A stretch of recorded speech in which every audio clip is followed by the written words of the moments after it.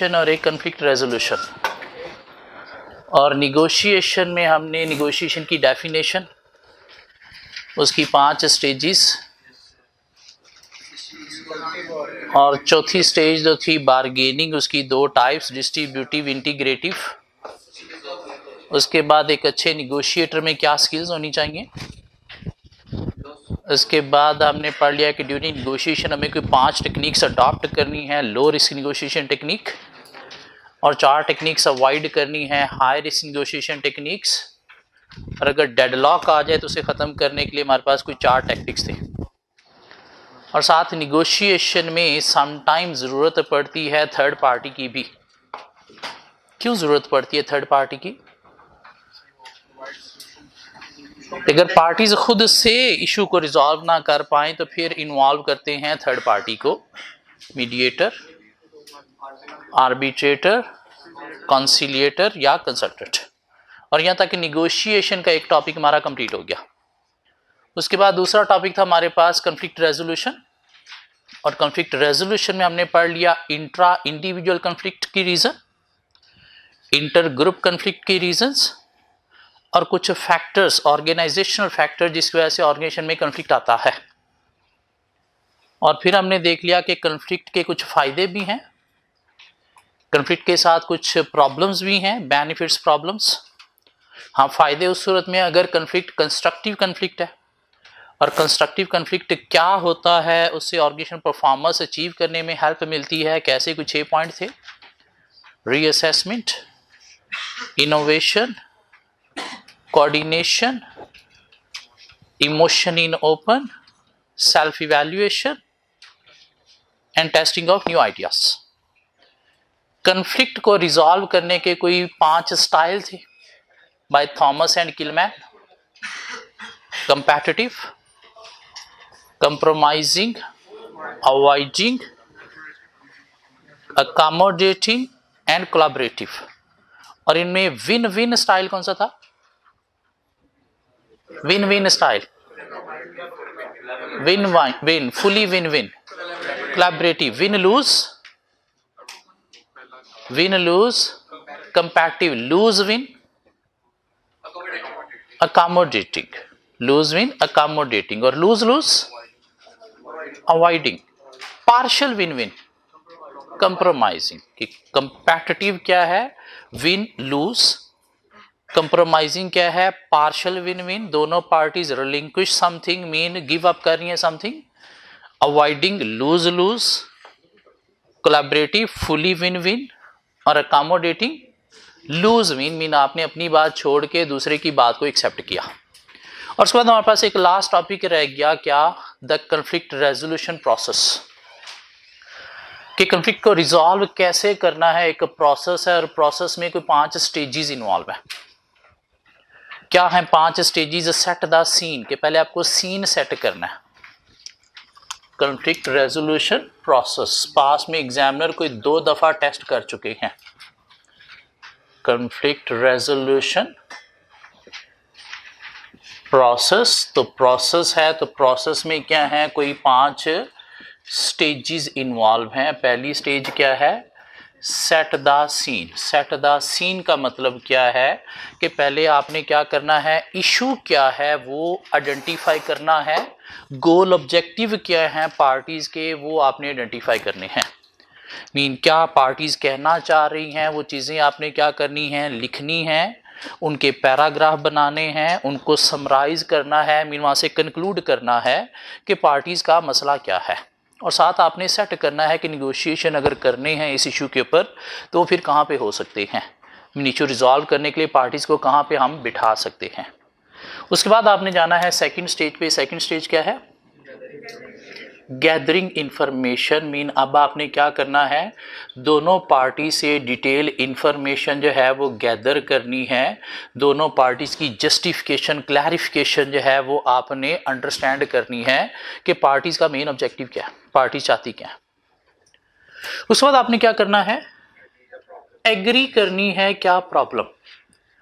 क्यों sometime 2 parties किसी मसले में होती हैं लेकिन उनको पता ही नहीं होता मसला है क्या, उसके दिमाग में मसला कुछ और है, उसके दिमाग में मसला कुछ और है। तो जो आपने इंफॉर्मेशन गैदर कर ली, सुन लिया दोनों पार्टीज को, तब आपने दोनों पार्टी से एग्री करना है क्या वाकई आपका ये मसला है जो हमने रिजॉल्व करना है। क्यों एक पार्टी कुछ और समझ रही होती है, दूसरी पार्टी कुछ और समझ रही होती है। क्यों? जब पार्टीज कंफ्लिक्ट में होती है तो आपस में कम्युनिकेशन नहीं होती। इसलिए आपको जो प्रॉब्लम अंडरस्टैंड हुई है, जो आप रिजॉल्व करने जा रहे हो, वो दोनों पार्टी से पहले एग्री भी करनी है क्या वाकई ही यही मसला है। हाँ, जब मसला दोनों पार्टीज ने एग्री कर लिया तो फिर उसे इजीली रिजॉल्व भी किया जा सकता है।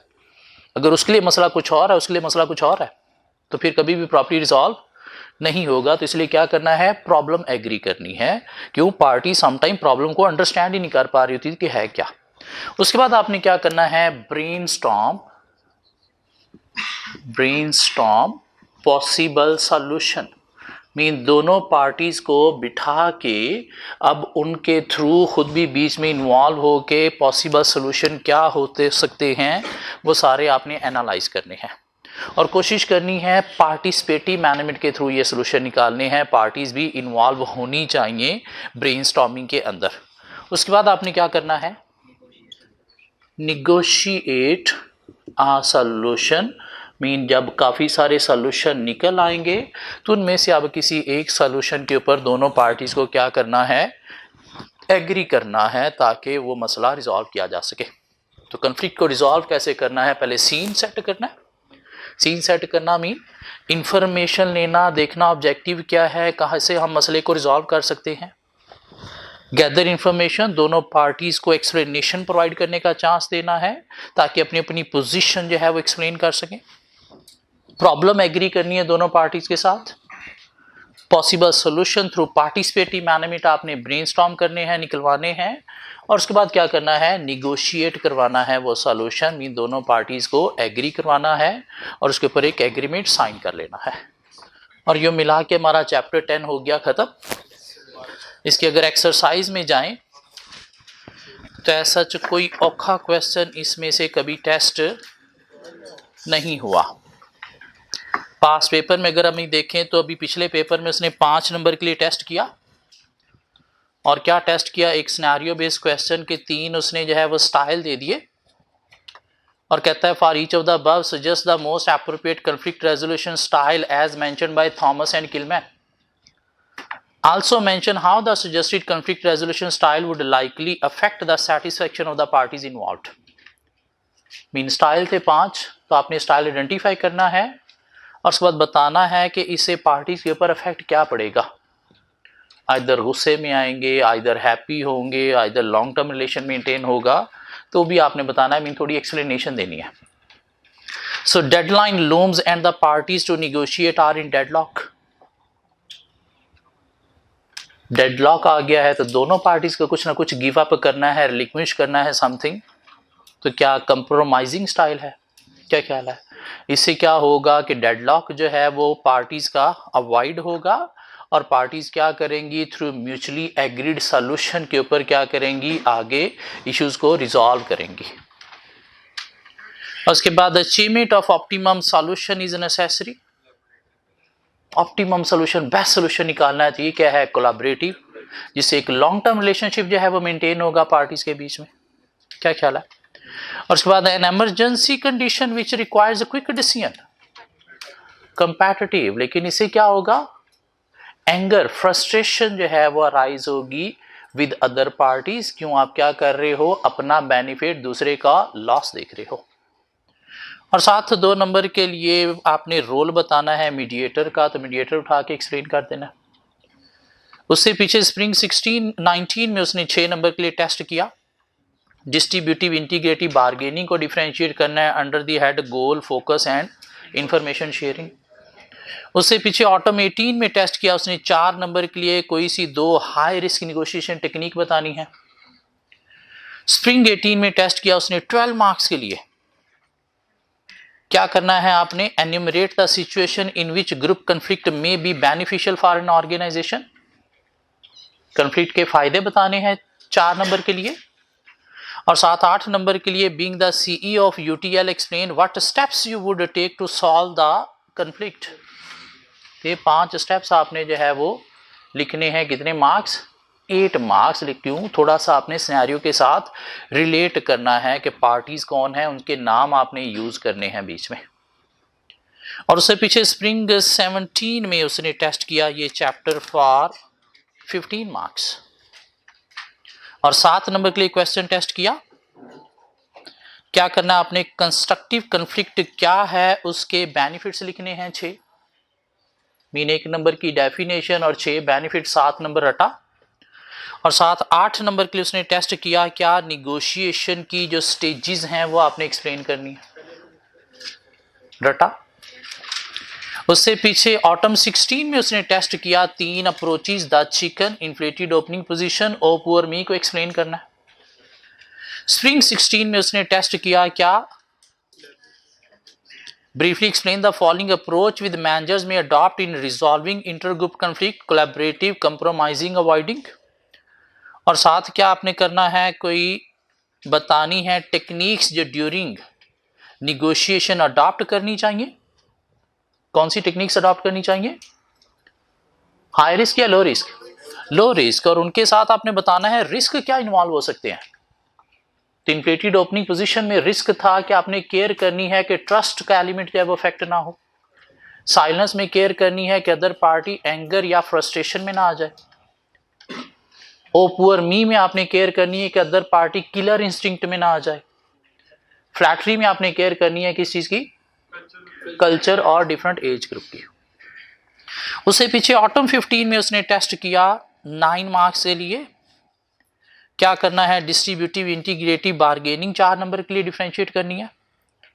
और 5 नंबर के लिए आपको क्या करना है, बताना है क्या कंस्ट्रक्टिव कन्फ्लिक्ट क्या है और कैसे इसे परफॉर्मेंस हाई होती है, मीन इसके बेनिफिट्स। उससे पीछे स्प्रिंग 15 में उसने टेस्ट किया कोई 15 मार्क्स के लिए। क्वेश्चन का पार्ट 1 था briefly describe the negotiation skills that member of your team should process, skills for negotiator. Briefly explain the step which the team should take before the conduct of negotiation and the approach it should adopt during negotiation. तो before क्या करना है आपने, preparation planning करनी है, definition of ground rules है, और during आपने क्या अडॉप्ट करना है, अल्टीमेटली रोज लो रिस्क निगोशिएशन टेक्निक भी अडॉप्ट करनी है, जस्टिफिकेशन क्लैरिफिकेशन भी लेनी है, और आपने बारगेनिंग प्रॉब्लम सॉल्विंग की तरफ भी जाना है। और 7 नंबर के लिए क्वेश्चन क्या करना है आपको, you are required to advise the CEO about the steps that should be taken in resolve the conflict. यही 5 स्टेप्स 7 नंबर के लिए। उससे पीछे ऑटम 14 में भी उसने टेस्ट किया कोई ये चैप्टर 8+5 13 मार्क्स के लिए। 6 नंबर के लिए क्या आपने बताना है कि डेडलॉक को कैसे अवॉइड किया जा सकता है। 2 नंबर के लिए आपने रीजन बतानी है, एक ऑर्गेनाइजेशन में कन्फ्लिक्ट की रीजन क्या हो सकती है। और 5 नंबर के लिए आपने बताना है कन्फ्लिक्ट्स के एडवांटेजेस क्या हो सकते हैं। सो ऑलमोस्ट सारा चैप्टर ही पास में उसने टेस्ट कर लिया हुआ है, कोई टॉपिक ऐसा नहीं रहा जो उसने पास में टेस्ट ना किया हो। और अभी पिछली अटेम्प्ट में भी उसने कोई 5 नंबर के लिए टेस्ट किया है, दिस मीन कोई 4-5 नंबर का अभी भी टेस्ट हो सकता है। सो चैप्टर 10 की अगर हम प्रैक्टिस क्वेश्चन में जाएं, इधर ऐसा कोई इतना औखा क्वेश्चन कोई भी नहीं है कि जिसका आंसर आपको बिल्कुल ही पता ना चले क्या लिखना है। क्वेश्चन 92 का पार्ट ए है कि आपने फैक्टर्स बताने हैं इंटर ग्रुप कन्फ्लिक्ट के, मीन इंटर ग्रुप कन्फ्लिक्ट की रीजंस। पार्ट बी में positive negative outcome of internal conflict. Positive negative outcome क्या है? Positive negative outcome of conflict, benefits और drawbacks, disadvantages, and the steps that should be taken by AIL to reduce the negative impact of internal conflict in the above situation. Mean आपने steps क्या adopt करने हैं ताकि conflict का negative impact ना आए। The steps that should be taken by the AIL to reduce the negative impact of internal conflict in the above situation. Steps क्या adopt करने हैं, स्किल्स फॉर निगोशिएटर हमने पढ़े हुए हैं।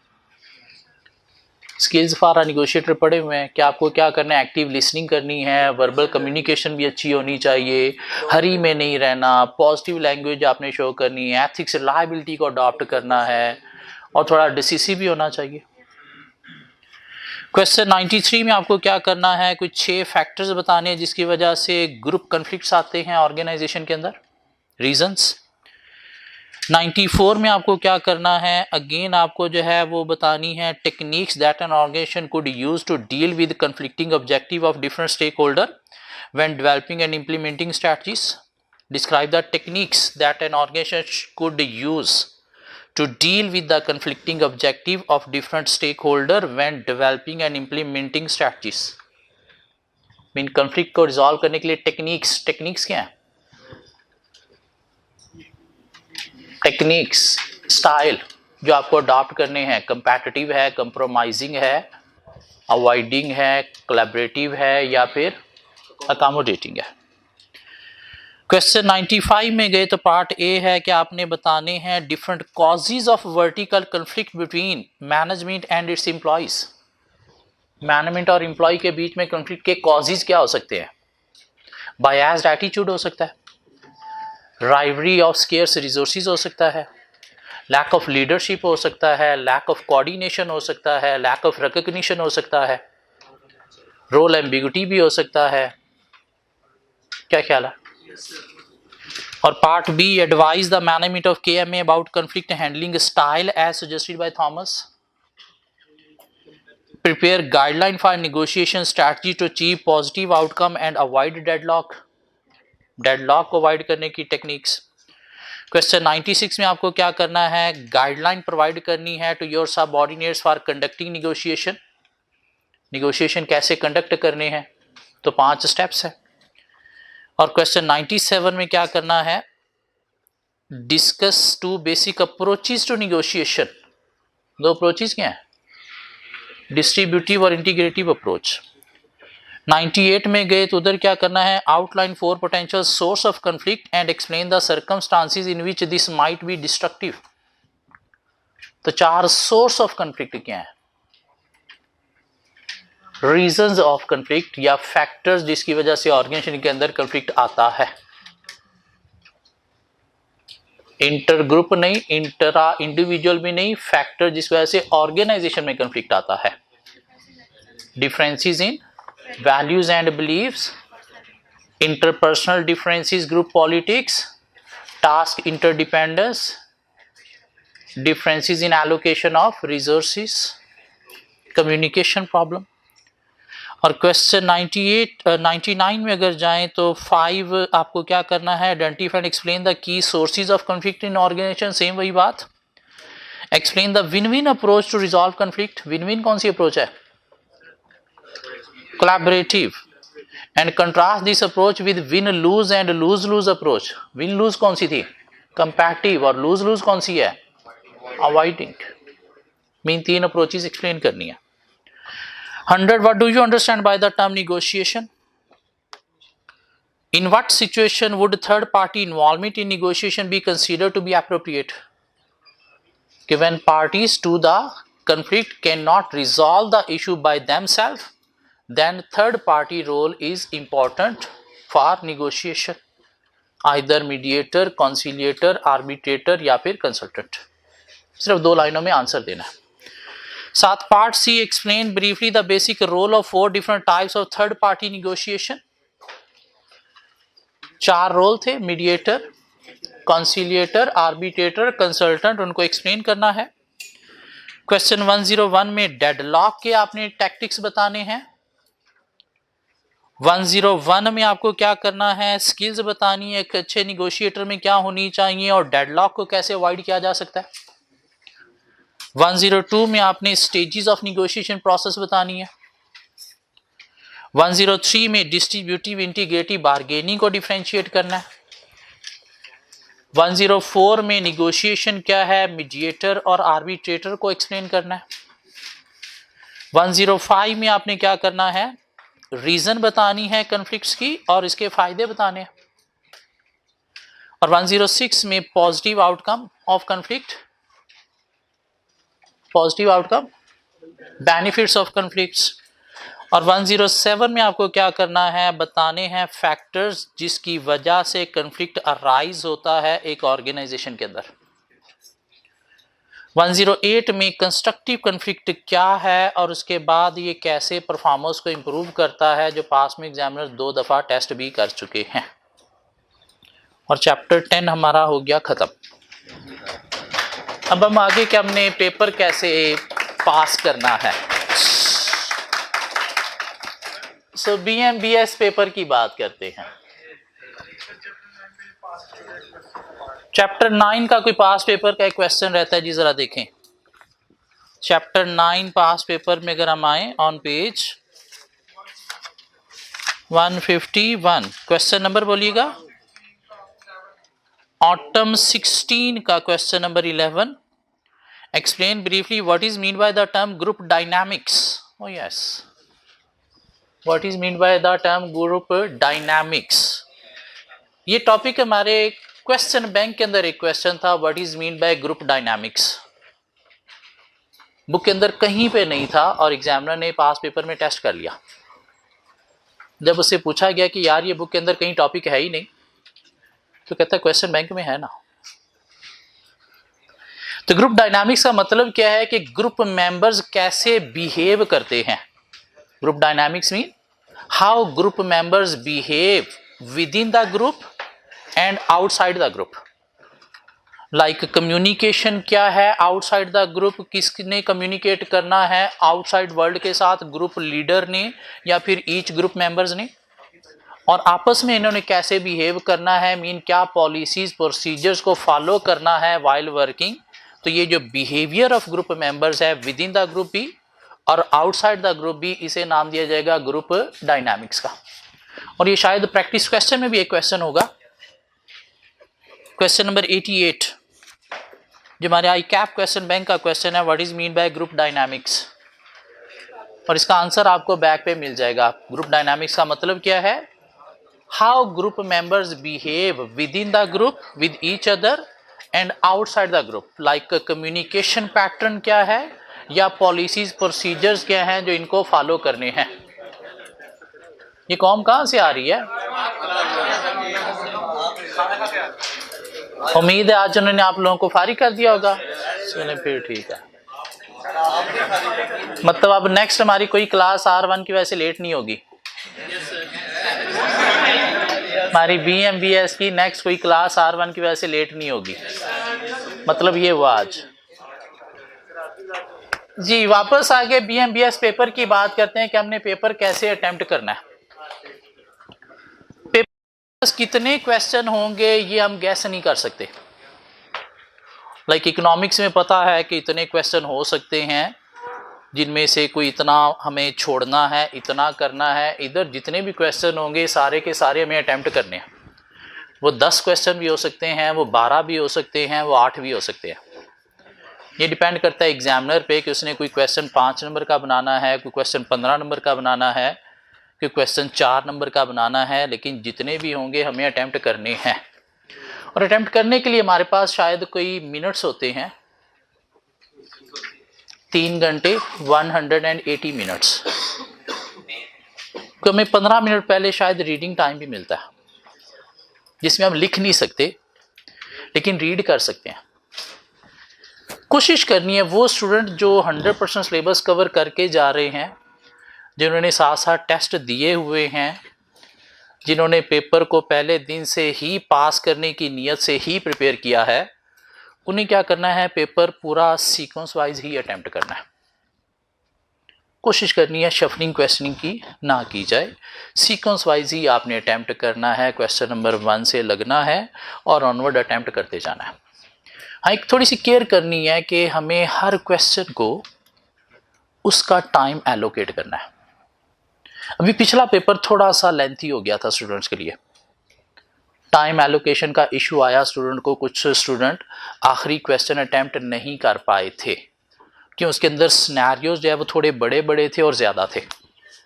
इसलिए अब आपने क्या करना है, हर क्वेश्चन अटेम्प्ट करने से पहले उसका टाइम उसके ऊपर कोशिश करनी है मेंशन कर लेना है। सपोज एक क्वेश्चन 10 नंबर का है, तो 10 नंबर के लिए आपके पास मिनट कितने हैं, इंटू 1.8 18 मिनट्स। 5 नंबर का पार्ट है तो कितने मार्क्स मिनट्स बने पीछे? 9 मिनट्स। तो क्लॉक को देखना है कि अगर आप सपोज 2:15 पे लिखने जा रहे हो 10 नंबर का क्वेश्चन, इंटू 18 करके ऐड किया तो कितना? 2:33 पे ख़त्म होना चाहिए। तो इसके ऊपर कोशिश करनी है 2:33 मेंशन कर लेना है। क्यों 2:33 मेंशन करने से क्या होगा? वो टाइम फोकस रहेगा कि मैंने इतने टाइम में से कंप्लीट करना है। हाँ, अगर इस तरह से हम चलेंगे तो पेपर हमारा जो है एक तो पूरा अटेम्प्ट हो जाएगा और विद इन टाइम कंप्लीट भी हो जाएगा। कोई इतना बड़ा इशू टाइम का नहीं होता BMBS के पेपर के अंदर, अकाउंटिंग के पेपर में ज़्यादा होता है, इधर नहीं होता। लेकिन पिछले पेपर में स्टूडेंट्स को थोड़ा सा फेस करना पड़ा। तो अगर नज़र आ रहा है बड़ा पेपर है, सिनेरियोज बहुत ज़्यादा हैं, तो थोड़ा सा आपने ये टाइम मेंशन करके चलना है। कोशिश करनी है कि हमने सीक्वेंस वाइज ही चलना है। हाँ, अगर आपको नज़र आ रहा है कि सीक्वेंस वाइज मुझसे नहीं चला जाना, तो फिर रीडिंग टाइम में कुछ क्वेश्चन आपने सिलेक्ट कर लेने हैं जो आपको अच्छे आते हैं, तो पहले वो अटेम्प्ट करने हैं। उसके बाद आपने जाना है उन क्वेश्चंस की तरफ जो अच्छे नहीं आते। कोई भी क्वेश्चन कोशिश करनी है छूटना नहीं चाहिए। बेशक नहीं आता, बेशक नहीं आता कोई क्वेश्चन, क्या करो उसका टाइम उसे दो। जो भी दिमाग में आता है गलत मलत उसे लिख दो। क्यों? समटाइम हमें लग रहा होता है कि शायद मैं गलत लिखने जा रहा हूँ, लेकिन एग्जामिनर को हो सकता है उसमें से कोई एक आध बात पसंद आ गई तो उसने वाह कह के टिक करके हमें एक आध नंबर दे दिया। और वो एक आध नंबर इस तरह से 2 क्वेश्चन में से अगर मैं मिल गए तो 48 से 50 भी हो सकते हैं। सो कोशिश करनी है कोई क्वेश्चन छोड़ना नहीं है। नहीं भी आता तो नेगेटिव मार्किंग इस पेपर के अंदर नहीं है। ज़्यादा ज़्यादा गलत लिखोगे ना, कोई बात नहीं, लिखो, लेकिन जो लिखना है वो बड़ा खूबसूरत होना चाहिए। उसमें गीची मीची कांटे नहीं होने चाहिए। जो लिखना है वो बड़ा खूबसूरत। क्यों? समटाइम क्या होता है कि अगर आपका आधा पेपर ठीक था ना पहले वाला, एग्जामिनर का वहीं से अच्छी मूड जो है वो आपके लिए बन गया। आगे अगर आपने बेशक कोई चीज़ गलत लिखी है लेकिन लिखी खूबसूरत हुई है, तो समटाइम एग्जामिनर क्या करते हैं, वाह कह के उसको टिक करके मार्क्स दे देते हैं। स्पेशली जो सिनेरियो बेस्ड क्वेश्चन होते हैं जिनका कोई पैट आंसर नहीं है, हर बंदे ने अपनी ही वर्डिंग में लिखना है। तो एग्जामिनर ने अगर देख लिया ना आपने बड़ा खूबसूरत लिखा है, तो हो सकता है वैसे ही वाह कह के टिक करके मार्क्स दे देगा अगर पिछला पेपर अच्छा था तो। हाँ, अगर उसके अंदर काटे हैं, गीची मीची है, मीन पूरी आपने लाइन यूं काटी हुई है, पूरा आपने पेज ही यूं काटा हुआ है, तो वहां से उसके दिमाग में एक अच्छा इमेज नहीं बैठा। उसके दिमाग में बैठ गया कि किसी चवल बंदे का पेपर मेरे हाथ में आ गया है, ये अच्छा स्टूडेंट नहीं है, अच्छा स्टूडेंट नहीं है, तो ऑटोमेटिकली वो अब हर क्वेश्चन में मार्क्स 1-2 काटता चला जाएगा। एक अप्रोच और भी है BMBS पेपर अटेम्प्ट करने की, और वो क्या है कि रीडिंग टाइम में आप वो पार्ट्स पहले आइडेंटिफाई कर लो जो सीधा सीधा रटा है और आपको ये आते हैं। तो पहले क्या करो, वो रटे वाले पार्ट जो है वो अटेम्प्ट करके एटलीस्ट वो मार्क्स जो है वो अपने सिक्योर कर लो। उसके बाद अब आ जाओ सिनेरियो बेस्ड क्वेश्चन की तरफ बारी बारी, और क्या करो, उनके टाइम के अकॉर्डिंगली उनको अटेम्प्ट करते चले जाओ। हाँ, अगर आपने इस टेस्ट सारे दिए हुए हैं तो आपके लिए सिनेरियो रटा सब कुछ एक बराबर है, तो फिर आप सीक्वेंस से ही चलोगे। लेकिन जो गंदे स्टूडेंट हैं, जिन्होंने सपोज साथ साथ टेस्ट नहीं दिए हुए, जिन्होंने सिनेरियो की प्रैक्टिस ना क्लास में कभी की, ना घर जाके उनको देखा, ना टेस्ट में बैठे, मीन पता ही नहीं सिनेरियो कैसे डील करना है, तो क्या करें, पहले रटे वाले पार्ट्स पिक कर लें रीडिंग टाइम में, उनको पहले अटेम्प्ट कर लें, और उसके बाद आ जाएं किस तरफ, सिनेरियो की तरफ, और हर सिनेरियो को बारी बारी पकड़ के आप डील करते चले जाओ। कुछ आपको पेजेस मिले जिसमें हमने हर चैप्टर वाइज देखा कि पास में क्या क्या चीज़ कब कब टेस्ट हुई है, और कुछ इंपॉर्टेंट एरियाज निकाल दिए हैं। इन इंपॉर्टेंट एरियाज में ज़्यादातर वो एरियाज हैं जो अभी तक टेस्ट नहीं हुए, या वो एरियाज हैं जो बहुत पुराना हो गया, अभी तक एग्जामिनर ने टेस्ट नहीं किया, मीन इनके टेस्ट होने के हाई चांसेस हो सकते हैं। ये एक तुक्का है, कोई गैस नहीं है।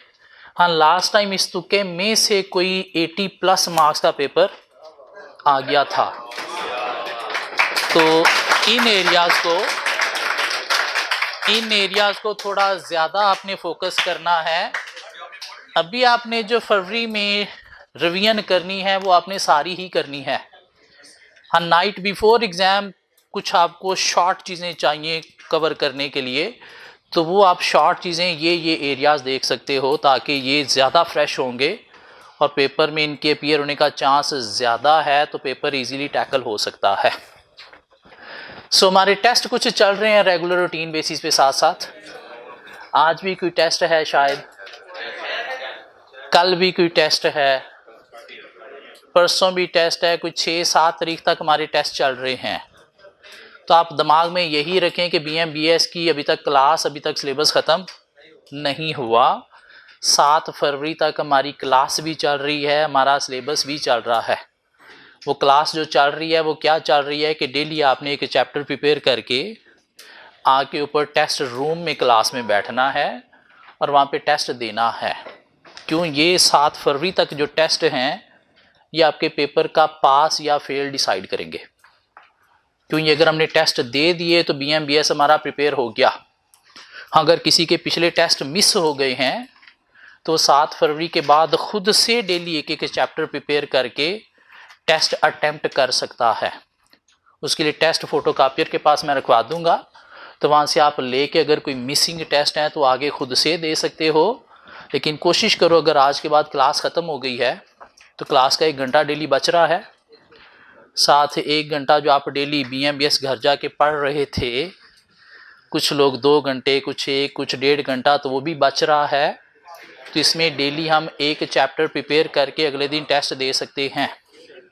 अभी भी हमारे पास Monday, Tuesday, Thursday, Friday 3-4 test और हैं, और अगर ये 4 टेस्ट हम दे देते हैं तो इनमें शायद कोई 5 चैप्टर हमारे प्रिपेयर हो जाएंगे, और आउट ऑफ 11 और कुछ नहीं तो चलो यही 5 ही अभी कर लो तो कुछ हम कर सकते हैं, पेपर पास हो सकता है। सो आज के बाद हमारी क्लास नहीं होगी। कोशिश हमने की थ्रू आउट दिस सेशन कि आपका पेपर ये इसी अटेम्प्ट में पास हो जाए। टेस्ट में हाँ कभी कभार मैं हार्श हुआ, कभी कभार फाइन किए, क्लास के बाहर आपको कई दफ़ा रोका गया, आप लोगों ने दिल में अच्छी बुरी बातें काफ़ी की। अच्छा, एक फीडबैक आप लोगों ने दिया था ड्यूरिंग सेशन, एक फीडबैक हुआ था, लेकिन उसमें काफ़ी झूठ होते हैं। लाइक उसमें 97% स्टूडेंट ने ये लिखा कि मैं क्लास ऑन टाइम स्टार्ट करता हूँ। मैं आज तक कभी क्लास ऑन टाइम स्टार्ट नहीं की। कुछ स्टूडेंट ने ये भी लिखा कि अनअनाउंस्ड जो है वो छुट्टी कभी नहीं हुई, और ये 100% स्टूडेंट ने कहा कि अनअनाउंस्ड छुट्टी कभी नहीं हुई। हालांकि थ्रू आउट दिस सेशन मैंने कोई 5 से 6 अनअनाउंस्ड छुट्टियां भी की हैं। एक आध दफ़ा ऐसा भी हुआ है कि शायद आप लोग क्लास में आ गए, आगे पता चला कि आज क्लास नहीं है। तो वो फीडबैक आप लोगों ने दिया, सच्चा झूठा फीडबैक दिया। मेरी कोशिश होती है मैं लाइव फीडबैक लूँ। कोई ऐसी चीज़ें जो आप समझते हो कि इस क्लास में हुई, इस सेशन में, जो नहीं होनी चाहिए थी, हमें इम्प्रूव करने की ज़रूरत है। सॉरी, बुक बहुत मुश्किल लिखी हुई है। ICAP बुक आपने शायद नहीं पढ़ी। ICAP बुक शायद आपने नहीं पढ़ी कि वो कितनी मुश्किल है। उसको हमने थोड़ा इजी करने की कोशिश की है। मतलब अगर बहुत इजी चले जाएंगे तो फिर मार्क्स पूरे नहीं मिलेंगे, वो स्टैंडर्ड हमारा जो है वो मेंटेन नहीं होगा। औखी चीज़ें पढ़ेंगे तो वो अडॉप्ट भी करेंगे। उतना आसान लिखा नहीं होता, समझ आ जाती है जो लिखा हुआ है, तो इसलिए मैं आसान बोलता हूँ ताकि वो औखा लिखा हुआ आपको समझ आ सके। कोई ऐसी चीजें जो आप समझते हो कि हमें इम्प्रूव करने की जरूरत है। क्लास टाइम पे आया करूं, क्लास टाइम पे आऊंगा तो पूरा 1 घंटा आप मुझे झेल नहीं पाओगे। इतना बोरिंग ये सब्जेक्ट है, इतना बोरिंग सब्जेक्ट है कि पूरा 1 घंटा इसे ना मैं पढ़ा सकता हूँ ना आप लोग पढ़ सकोगे। हाँ, ये हो सकता है कि अगर मैं क्लास में टाइम पे आ जाऊं तो डेली शायद वो सुनने वाला काम 10-15 मिनट हो सकता था। क्या ख्याल है? कि अगर मैं 10 मिनट जो लेट आता हूँ यही 10 मिनट जल्दी आ जाऊँ तो डेली 10-15 मिनट में आके सुन सकता हूँ, ये इम्प्रूवमेंट लाई जा सकती है, जो मुझे भी फील हुआ एंड पे आके कि होना चाहिए था ये। और कोई चीज़, सिलेबस 10 दिन पहले ख़त्म हो रहा था लेकिन मैंने जानबूझ के डिले किया। उसकी रीज़न ये थी कि मैं 10 दिन पहले ख़त्म कर देता तो ये बीच वाले 10 दिन आप लोगों ने BMBS पढ़ना ही नहीं था।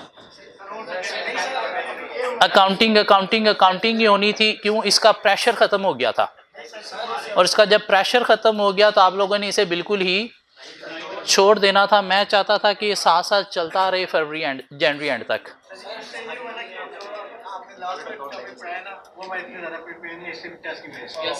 टेस्ट की वजह से प्रिपेयर नहीं हुए, लेकिन लास्ट में हमने जो चैप्टर 9-10 किए हैं जस्ट रीडिंग है, इनके अंदर औखा टॉपिक कोई नहीं है। अगर आप एक दिन एक चैप्टर 9 प्रिपेयर कर लो तो हो सकता है खुद से, मतलब थोड़ा सा हिंट मिल गया करना क्या है, कॉन्सेप्ट मिल गया। अब खुद से अगर एक दिन भी लगाया जाए तो चैप्टर 9 एक दिन में और चैप्टर 10 एक दिन में हो जाता है। और कोई चीजें जो आप समझते हो कि इंप्रूव होनी चाहिए क्लास में? टेस्ट सेशन, हाँ, ये जल्दी होने चाहिए थे। इससे बेसिकली मैंने आप लोगों का जो फरवरी में आपने रिवीजन करनी थी ना, वो फरवरी वाली रिवीजन मैंने इस टेस्टों में इंक्लूड कर दी है, ताकि आप फरवरी में जो रिवीजन BM का टाइम था वो अब आप फरवरी में दे दोगे सिर्फ ये टेस्टों को, तो BMBS आपका प्रिपेयर हो गया 7 तक। उसके बाद BMBS पढ़ने की आपको ज़रूरत नहीं है। डेली सिर्फ 1 घंटा एक चैप्टर को आपने गो थ्रू करना है अगर ये टेस्ट दिए हुए हैं तो। हाँ, अगर ये टेस्ट हम पहले ले लेते तो फिर फरवरी में आप BMBS खुद से क्या करते, वो शायद डेली आप टारगेट नहीं बना पाते।